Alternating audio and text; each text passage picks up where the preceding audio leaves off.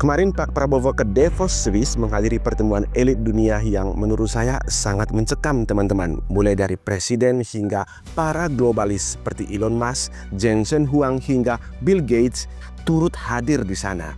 Di tengah diskusi tentang kemana dunia ini akan bergerak, tiba-tiba saja si Donald Trump, Presiden Amerika Serikat, mengguncang ruangan dengan membentuk apa yang dinamakan dengan Dewan Gaza, yang secara terang-terangan disebut sebagai cikal bakal PBB baru yang menghancurkan dominasi dari PBB sekarang ini.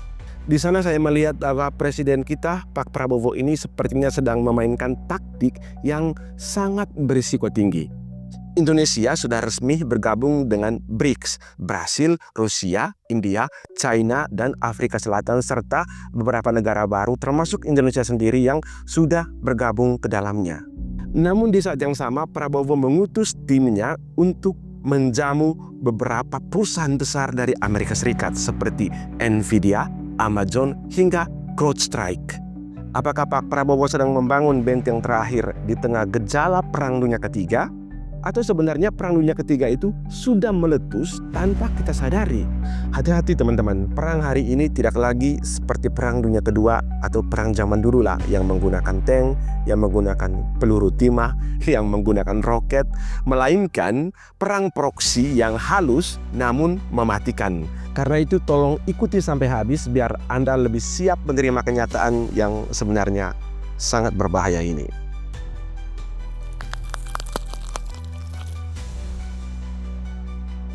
Forum Ekonomi Elit di Davos ini diselenggarakan tiap tahun dan kali ini situasi geopolitiknya sangat mencekam. Trump hadir bukan untuk berdiplomasi, melainkan untuk mendeklarasikan lembaga dunia baru yang ia sebut sebagai Dewan Gaza. Trump ingin mematikan PBB yang dianggapnya sudah lumpuh karena faktanya PBB sudah tidak dikendalikan lagi oleh Amerika Serikat. Dia sadar ini bahaya, karena itu ia membangun aliansi baru untuk mengisolasi siapapun yang tidak sejalan dengan kepentingan Washington. The chairman of the Board of Peace, the President of the United States of America, Donald J. Trump.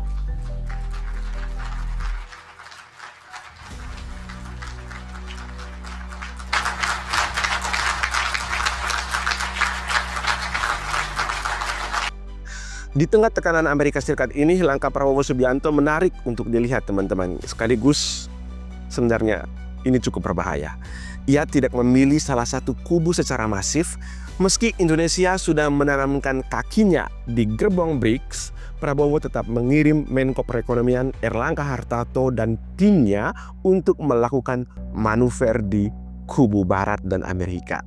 Ya, kita tahu ini namanya taktik bermain dua kaki.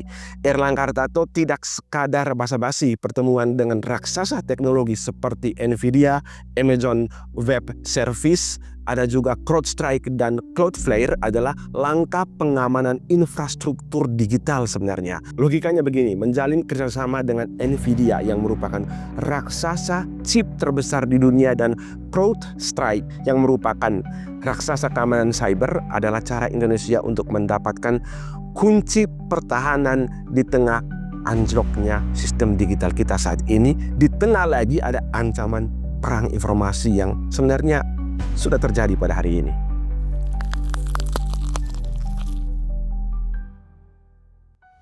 Saya mengajak teman-teman untuk sedikit melupakan bayangan tentang tank, tentang roket, tentang peluru timah yang biasanya dipakai dalam peperangan.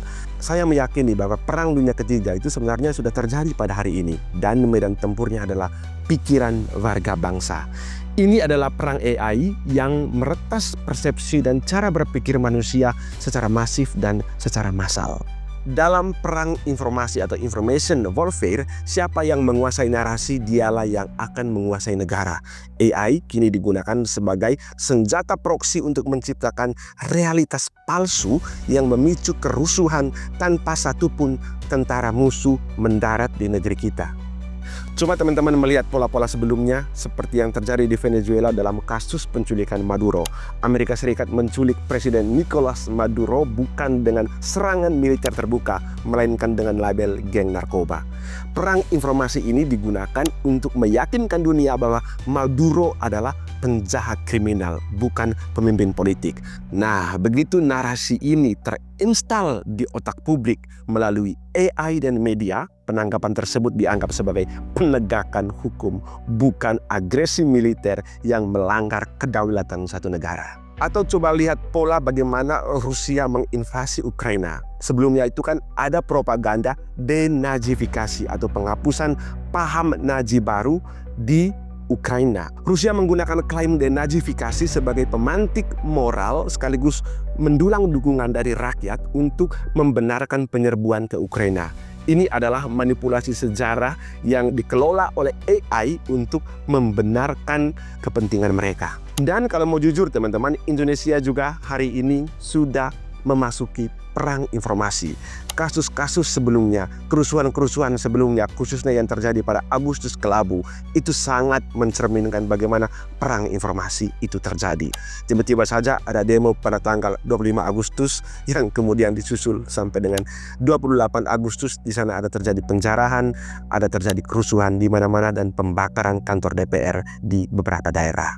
Saat ini juga pemandangannya cukup seram ya teman-teman, karena akun-akun proksi, akun-akun anonim di berbagai platform media sekarang itu sedang memprovokasi kita. Dan arahnya cuma satu, yakni meruntuhkan kredibilitas Prabowo di mata masyarakat. Menggagalkan program utamanya yakni MBG, Koperasi Merah Putih, Sekolah Rakyat, dan pemberantasan mafia oligarki di tubuh pemerintahan dan BUMN. Ada indikasi ada gerakan masif untuk menjelekkan pemerintah. Siapa di belakang itu? Ya, kita sudah tahu.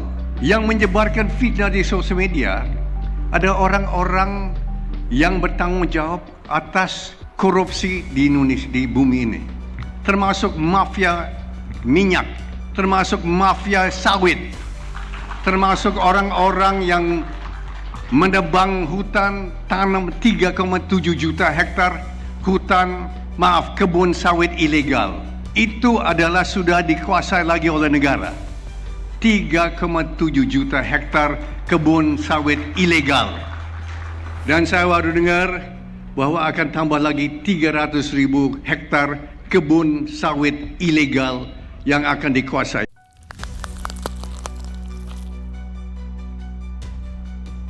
Selain perang AI dan informasi, perang yang kedua yang saat ini sedang terjadi dan sungguh berbahaya adalah perang finansial teman-teman.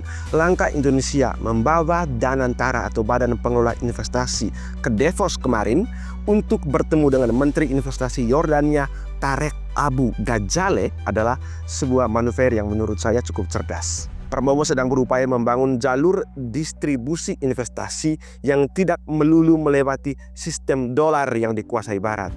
Kerjasama Danantara dengan Jordan Investment Fund adalah bukti bahwa Indonesia sedang mencari jalan tikus di tengah geopolitik yang tidak stabil di Timur Tengah. Pada dasarnya, apa yang terjadi di Davos kemarin itu kita bisa menyimpulkan bahwa Pak Prabowo itu sedang berdiri di tengah, mencoba mengambil keuntungan dari kedua belah pihak yang sedang bertikai. Namun, risikonya sangat besar di sini teman-teman. Jika Trump merasa dikhianati oleh langkah BRICS, khususnya Indonesia, maka Dewan Gajah bisa saja mengeluarkan sanksi ekonomi yang sangat berat bagi kita, ataupun lewat perang tarif jilid 2 misalnya. Dan jika kita melihat pidato Pak Prabowo kemarin, dia sangat membanggakan sekaligus memamerkan program makan bergizi gratis, Sekolah Rakyat, dan Koperasi Merah Putih.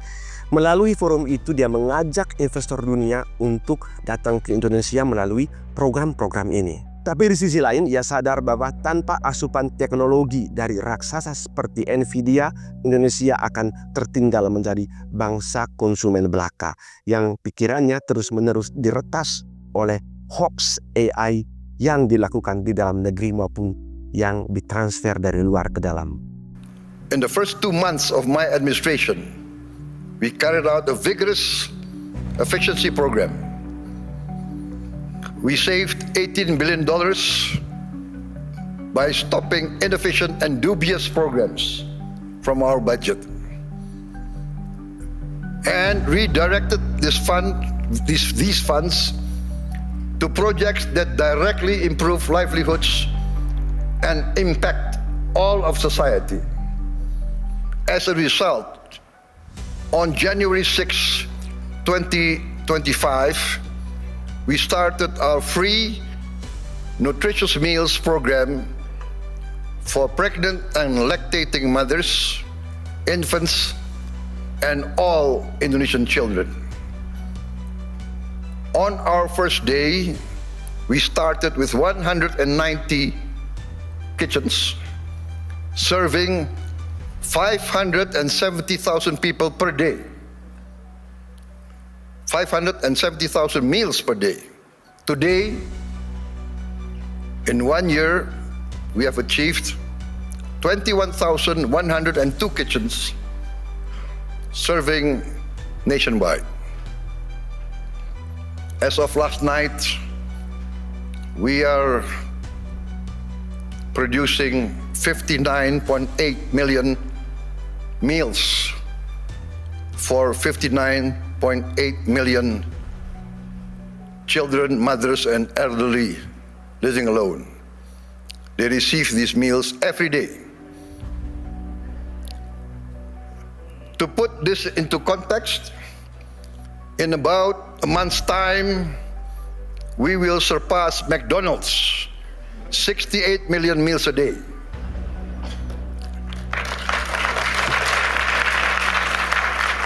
We started in January of last year. Perang dunia ketiga adalah perang merebutkan isi dompet dan isi kepala sebenarnya. Isi dompet kita diperebutkan antara dolar versus mata uang lokal. Dan yang kedua, isi kepala kita diperebutkan antara narasi kedaulatan versus propaganda proksi asing. Jadi poin penting yang ingin saya sampaikan kali ini adalah teman-teman berhati-hatilah dengan apa yang Anda baca dan Anda bagikan di media sosial. Di era AI ini, opini Anda mungkin bukan milik Anda, melainkan hasil program algoritma yang ingin melihat bangsa ini runtuh dari dalam, seperti yang terjadi di Iran hari ini.